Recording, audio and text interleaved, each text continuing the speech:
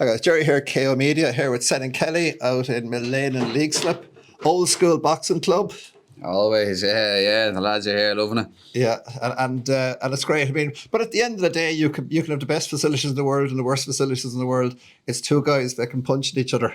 That's it. Once there's a bit of space on the ground, a few bags up on the walls, I don't think you really need much more. Maybe a boxing ring would be nice now, but we'll use what we have for the moment. But that's the guys here. You had a good crew down, Yeah, the lads are all loving it. They've been here with me the past few years now, and it just keeps growing, getting bigger and bigger. So we probably will be looking for a bigger premise now soon enough. Well, perfect, and of course you're it's obviously interesting. Different people in boxing. I mean, you work on all sides. Like you're a promoter. Doing the chaos events, yeah. Suppose I could call myself a promoter now as well. Yeah, giving it a go. You're a promoter now, father. But anyway, but it's serious. But this is the point, and again, like a professional boxer, it's tough going. Like you train twice a day, then you come out and do boxing here in the club here after. Yeah, well, I'm boxing every morning with Pete, so it ranges from conditioning sessions on the bag, to sparring, the technical sparring, skill sparring. Then I come back from that, chill out here for a few hours. Then I start my second session with Darren Young. That's more strength and conditioning that goes on. And then every evening I'm teaching 2 or 3 boxing class from 6 o'clock. Goes right up to fucking 8 o'clock, 9 o'clock in the evening. Monday to Thursday. Friday I don't teach any boxing. I just do my own boxing and my own training. And then Saturday morning I'm back in here teaching more. Jeez, do you have a life? This is your life? That's what my girlfriend's giving out to me about. Yeah, I don't really have much of a life. It's just all boxing at the moment. But you know what, man? This is what I'm here to do, and I'm just trying to better myself every day and trying to really fulfill my dreams, Yeah, and like your pro record goes back to 2019. Like, of course, you had the pandemic in between times, and those strange times for everybody. That was when I dislocated my shoulder. So, I spent 12 grand just on the surgery, the physio, the rehab. Done 14 months of rehab. Oh, it was a nightmare. It was. Still have a few grand out for that now, I do. But we're getting there on the other side. You earned it all on February the 9th, yeah? Hopefully, yeah. Maybe if you dislocated the small figure, you could pay for that. Well, anyway, I mean, it never ceases to amaze me, the boxing, the effort that goes in. I mean, you talked about training so often, like practically all your life is training. And yet, like, for the rewards for most pros are very scant, But, yeah, you have to be mad to do it, do you? Be stone mad. Have to be absolutely stone mad to do it. Yeah, really. Like, it's different if you're signed to a promoter from the get go. Yeah. And you're just getting paid to box from the very start. But like, I've made my way up through these small hall shows. I paid my way onto shows. I've had lads come and buying tickets off me in order just to fucking just so it doesn't cost me money. And my God, it is difficult. But you've been out to Spain? Yeah, I was out there for a bit actually, and I wasn't too far from Welsh. Nightmare, absolute nightmare it was. Went out there, your opponent came in like fucking about 6 or 7 kilos overweight. They dragged me down the way. I had the whole way for hours. Yeah. Oh God, do you know what? When I went over there to fight in Elche, I got to the venue and all for the fight, and they had 20 amateur fights, and then I think there was 5 pro fights at the end. I didn't get into the ring till about 2:30 in the morning. Jesus, that late. Yeah. So like, it's crazy. It is absolutely crazy. It is. It's mad. It's Spain though. It's a good scene enough, but it's crazy. It can be crazy. Do you know what? In Elche though, it's like going out to bleeding Sligo. It's the back arse of nowhere, really. Like fair, like I was told there's going to be in Alicante, 40 minutes outside of Alicante. Oh, I know it well. Like yeah. So big town, like not too far from the airport either. But Jesus, the airport was close enough, I suppose. Now, but it was just felt like we're out in the suburbs, really. Like, but this is the type of thing you got to do. Well, this is it. Yeah, this is it. Like when you're coming in, you're trying to make your name, trying to build your profile. You need to be taking these fights. You need to be building your record up and. Yeah, you need to still be coming out on the other side and winning as well. You know what?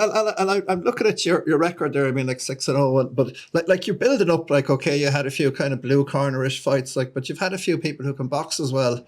And this upcoming fight is definitely a guy with 11-1. 11-1, the Welsh champion he is as well now. So he's coming to win. Big step up in opponent, but you know what? I'm looking forward to it. I'm buzzing for it. Everything's going right. So. Yeah. And you know what I see all over that? Like, I know that, like, you were telling me, before that, you looked for a few different opponents. You'd prefer a domestic, like, competitive clash. But this is Jay Byrne all over it, doesn't it? He's not afraid to fight, and is like you're managed by Jay now as well. And like I'm not surprised that. Jay's doing a terrific job. Like we tried to get a domestic fight for Ireland for their title, but there was just no one available. A lot of lads just said, well, they just had excuses. I don't know if it was they didn't want to fight, or what was going on, but it meant we needed to bring someone in from abroad in order to fight for the title. So we'll have to do what I have to do in order to get this fight, and I back myself all the way to win. So I don't mind investing in myself and really putting everything in there. And I mean, this is. It's a proper competitive fight. I mean, people, I'd comment on the Irish Pro cards. A lot of it is blue corner stuff, but this is a proper competitive fight. Yeah. I mean, you'll be cut out to win this one. 6-0 against 11-1. Well, that's the thing. Yeah. I'm up against it, as they say, but I'm extremely confident. That I'm going to win, and I'm going to put everything into camp. I've already been putting everything into camp, into diet, sleeping at the right time, recovery, inside and outside of training, everything's going great. So, yeah. Well, I mean, and like the boxing public as well need to understand that this is a proper competitive fight.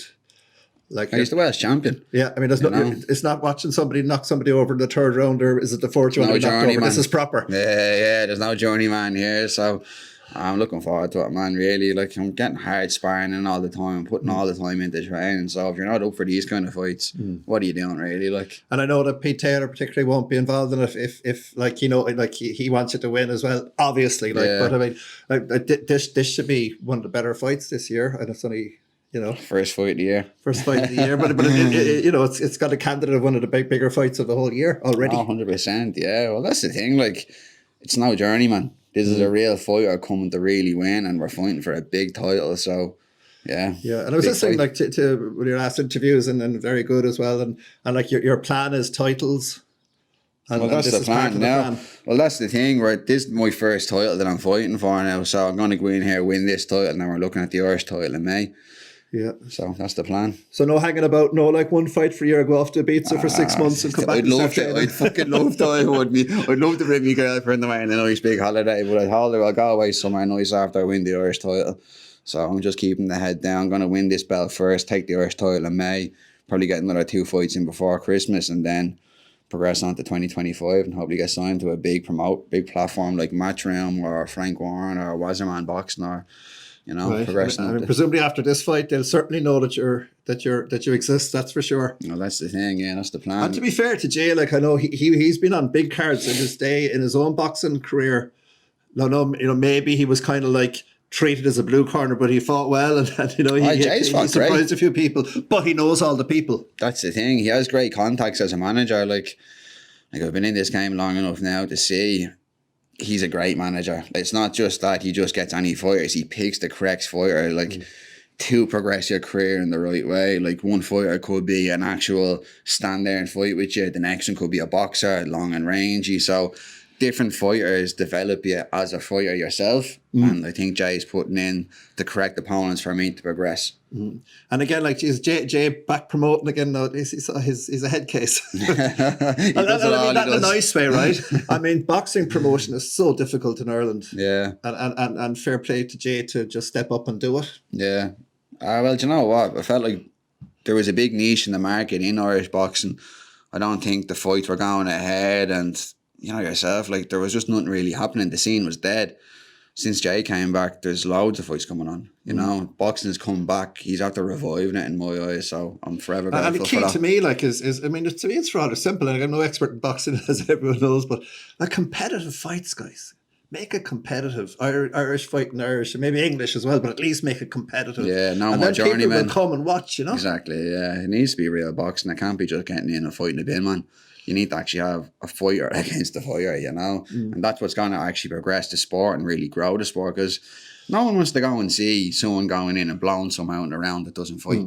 Yourself, it's not really boxing, that. Yeah, and I mean, like, a totally different sport, right? MMA, which I'm very familiar with. I mean, that's like Irish against Irish, every fight practically competitive. Yeah. And like places would be sold out. Yeah. Halls sold out all the time.